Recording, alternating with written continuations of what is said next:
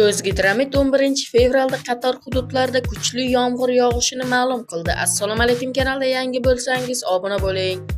O'zgidromet 11-fevral kuni ob-havo prognozlarini e'lon qildi.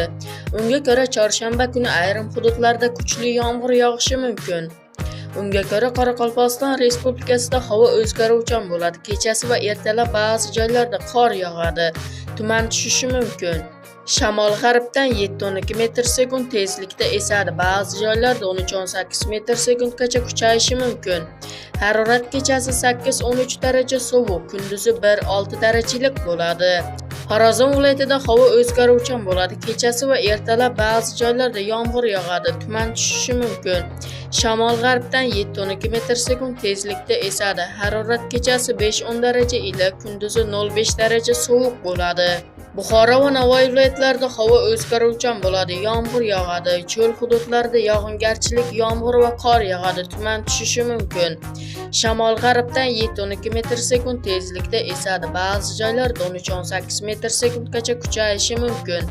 Harorat kechasi va kunduz 5-10 daraja iliq bo'ladi. Cho'l hududlarida kechasi 0-5 daraja ila kunduzi 0-5 daraja iliq bo'ladi. Toshkent, Sirdaryo, Jizzax va Samarqand viloyatlarida havo o'zgaruvchan bo'ladi. Ba'zi joylarda kuchli bo'ladi, tuman tushishi mumkin.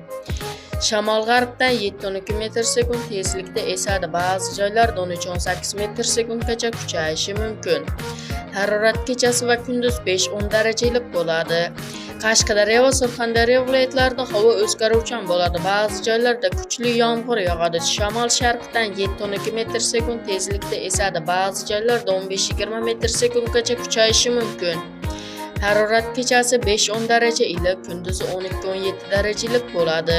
Andijon, Namangan va Farg'ona viloyatlarida havo o'zgaruvchan bo'ladi. Ba'zi joylarda kuchli yomg'ir yog'adi, tuman tushishi mumkin. Shamol-g'arbdan 5-10 metr/sekund tezlikda esadi. Harorat kechasi 2-7 daraja ila kunduzi 7-12 darajalik bo'ladi.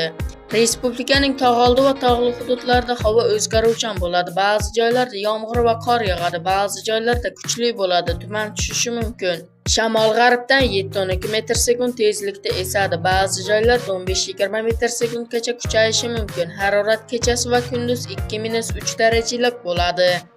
O'zbekistonga 10-13-fevral kunlari nam ob-havo massalari kirib kelishi, mamlakat hududida katta qismida vaqti bilan yomg'ir va qor yog'ishi, shimoldan yomg'ir qorga aylanishi mumkinligi haqida O'zgidromet avvalroq ogohlantirgandi.